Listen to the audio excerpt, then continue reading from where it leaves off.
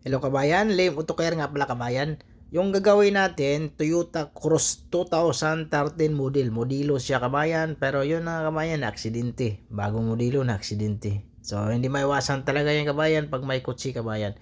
So bago ang lahat kabayan, huwag kalimutang mag-subscribe at i-click ang notification bell for more content pero tutorial and tips ka kabayan. Yan ang pormahan niya kabayan. Medyo maganda ang sakyan kabayan, pati yung kulay pula.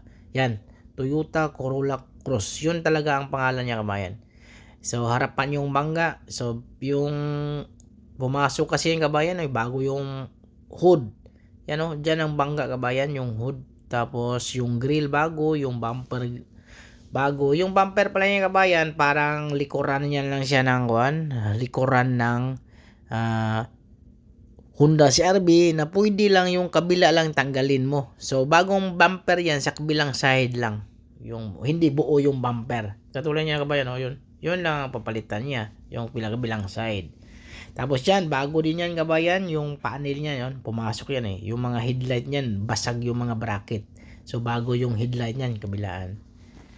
Tapos maraming bago niyan kabayan, yung pinder, blending lang siyang pinder, blending lang. Yung bago yung pinder. Bago yung pinder kabayan, bago yung pinder kasi kabilaan bagong pinder kasi blending yung dalawang pintuan sa harapan. Kabilaan din. So, yan kabayan. Yan. So, magandang sasakyan to kabayan ha. Yan. Tapos kabayan, yan, natanggal ko na yung pintuan. Kasi inuna ko yung pintuan kasi yung mga pisa kasi niyan, 2023, kadalasan matagal yung pisa niyan kabayan. So, mag-order ka, matagal makukuha. So, kailangan, yun ang sinasabi ko kabayan na yung iba, sikanhan. So, hindi naman makuha ang sikanhan din kasi bagong modelo yan kabayan eh. Okay lang mga 2020, 2021, mga sikanhan na kukunin nila sa insurance. So, natanggal ko na lahat ng kabayan ha. So, napinturahan na yung hood. Bago yung hood yan eh. Yung fender, kabilaan, tsaka yung pintuan. Pero marami pang pisa dyan na hindi pa kumpleto. Katulad sa yung pumasok kasi yan sa condenser kabayan. Yung condenser niya, no? Palitan natin yan. Yung mga bracket niya, yan. Mga bracket, tinanggal ko na kasi may bago din dyan. Yan, pati yung bakal na support kabayan, support yung harapan na itim, kailangan tanggalin natin yan. Para tatanggalin natin yung pinaka molding niya sa, yan ang naka-panel niya sa radiator. So papalitan natin yan. Yung papalitan natin ng kabayan, kasi mas maganda yung kabayan kasi pwede mo tanggalin isa-isa, hindi buo yan sa kabayan. Pwede mong tanggalin yung sa taas, yung pinaka-lock niya, tapos sa gilid, hiwalay-hiwalay siya. Naka-tornilyo lang. Yan ang maganda. Yun, pati yung sa baba, tinanggal ko na din. Tapos yung mga madami siyang support kabayan, no? Katulad ng bakal sa baba, mayroon din. Sa gitna, mayroon din. So, iwas talaga sa radiator, hindi matamaan. Pero yung condenser na yan, sa harapan na yan, may tama yan sa kabayan. Yun ang bago din yan. So, wala pa din pisa. Yan oh, 'di ba? Ganun lang kasimple magtrabaho ng body repair dito kabayan kasi kadalasan tanggal palit ka lang naman. Bihira na lang yung mga repair. Pag may repair man, may bago na yan. Hindi yung i-repair talaga. Katulad sa likuran, example natin, yung likuran na trunks na aksidente. Tapos yung bumper na aksidente, yung panel kasama yon. Kadalasan mga bago na lahat yan. Pag hindi bago kasi puro repair, mahirap i-align yan kabayan. Minsan mahirapan ka, tutukod ka sa pag-aalay niyan. Naranasan ko sa Saudi yung mga ganyan. Talagang minsan mapapakamot ka kahit hindi makati. Tapos yan kabayan, tanggalan natin yun, no, di ba?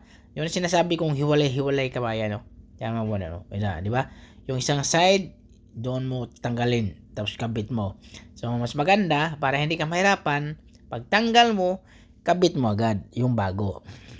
Kasi pag hindi mo ikabit tapos saka na, ay mas maganda talaga tatanggalin mo tapos kabit yung bago. Katulad sa bumper, saka mo na tatanggalin yung bumper ng mga accessories. Katulad yan, yung bumper may bago, no, piturahan yung bago, tapos saka mo natanggalin yung mga accessories sa lumang bumper, tapos lipat mo na lang.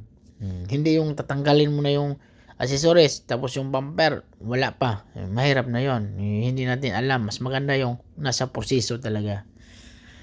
Yan nga, katulad kabayan, kabila na naman. O, tinanggal ko yung kabila, tapos kinabit ko naman yung bago. Yan. Tapos sa baba naman kabayan, walang bangga yung baba. Hindi ko na lang kinabit din. Kasi okay naman yun eh. Wala namang problema yon.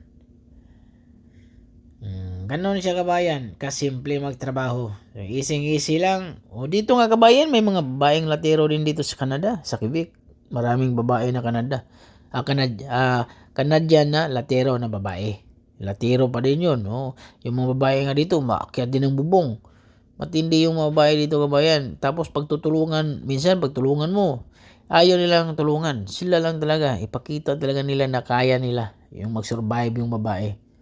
Sa Pilipinas, hindi pwede yan. Di ba? Kadalasan, babae, tulungan mo talaga. Yan kabayan. Yan ang hindi na-align. Medyo mahirap yan. Pasok yung kabayan eh. Tapos kailangan natin i-align pa yan kabayan yung fender sa yung hood. Kasi yung mga hinges dyan sa kabila ng hood, bago yan, mga bago na yan.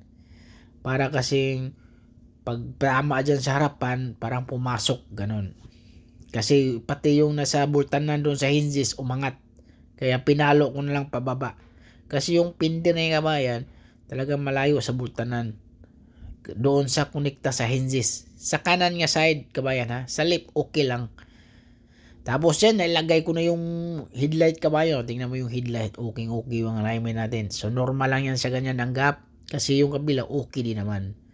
So titingnan natin. Yung parehas ba? Yung headlight sa hood. Okay ba yung distansya niya? Kasi pag hindi parehas, kailangan ayusin mo yon. Para paglagay ng bumper, wala nang problema. Sigurado na. Tingnan mong butas, okay lang naman yung butas doon. Pag ilagay natin yung center niya, yung support bumper niya sa bakal. Yan, okay yung alignment, fender, hood, ilaw, okay. Sa kabila naman, titingnan natin, okay. So, sigurado na yan kabayan na pag ilagay natin yung bumper, perfect yung bumper. So, walang problema. So, yung pangilalim natin, ilagay na rin natin yan kasi okay na yan. So, ang problema niya kabayan, yung palitan natin ng condenser yan sa aircon, yung tatanggalin natin yung sa bracket lang sa taas. So tatanggalin din natin yung kinakapitan ng hood pag isarado mo. Tanggalin natin yan kasi angat natin yan. Yung condenser kasi nasa harap lang. So yun, nagki-clip lang yan. Okay? Kabayan, ito na pala yung Toyota Cross natin kabayan. Na matagal na to kabayan, mga nasa 5 buwan na to kabayan.